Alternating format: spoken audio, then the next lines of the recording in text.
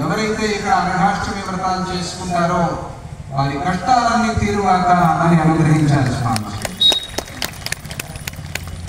అష్ట కష్టాలు దూరమై, అష్ట దరిద్రాలు దూరమై, అనుకున్నామే మర్చిపోయిన దాన్ని మనిషికి గుర్తు చేసేవారే గురువు అని. అలా దత్తుడే 1987 దత్త దర్శనం అంటూ ఉన్నాం. అందరూ మతాంతరం చెందుతున్నారు, కన్వర్ట్ అయిపోతున్నారు అని మాటలు చెప్తే లాభం లేదు కదా. దానికి తగ్గ పనులు కూడా మనం చేయాలి. గురుబలం ఇవన్నీ మనం వింటాం కదా.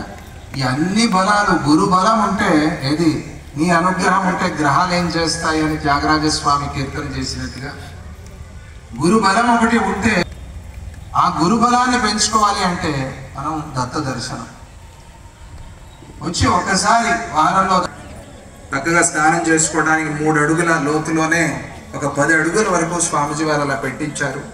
ఇక్కడికి వచ్చి స్నానం చేసుకోవటం చక్కగా అప్పాజీ వారు ఆదేశించారు. త్వరలోనే ఇక్కడ కూడా చాతుర్మాసి చేయాలి అని చెప్పి, ఈ మహాక్షేత్రం ఇది నాడగాపురం క్షేత్రాలు, ఇక్కడ తప్పకుండా చాతుర్మాసి చేయాలి అని ఆదేశించారు. పైగా అప్పుడు చెప్పారు ఎప్పుడు చేయాలో కూడా చెప్తాను అని అన్నారు. అది త్వరలోనే చేయాలి అని కూడా అప్పనే ఆదేశం ఉంది. గంగా తీరం చూస్తున్నారు. జాతకంలో ఉత్సవాలు అనేది అందరికీ కూడా ఒక ప్రశ్నగా మనకు 5 ఉత్సవాలు అత్యంత ప్రధానమైనది. ఒకటి దేవుని, మనమంతా దాన్ని అభివృద్ధి చేసి సేవ చేస్తున్నాం. మనకు అదృష్టం మనందరికీ. ఈ 5 ఉత్సవాలు కూడా పంచభూత ఉత్సవాలు.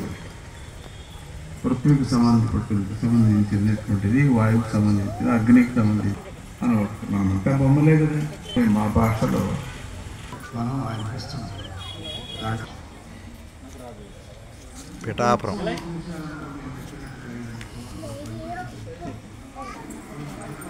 శ్రీ గణపతి సచ్చిదానంద స్వామీజీ వారు ఏర్పాటు చేసినటువంటి అనగా దత్తాత్రేయ స్వామి మందిరం.